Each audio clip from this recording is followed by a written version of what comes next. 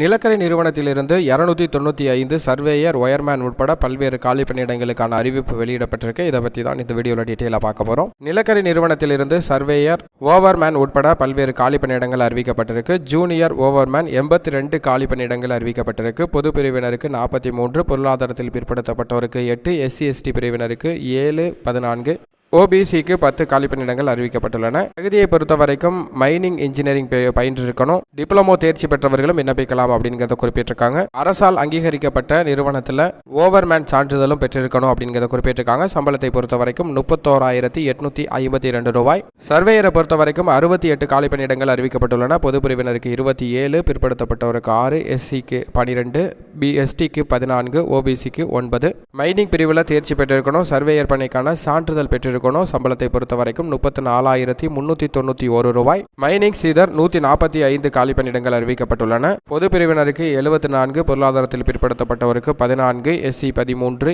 ST 35, OBC 9.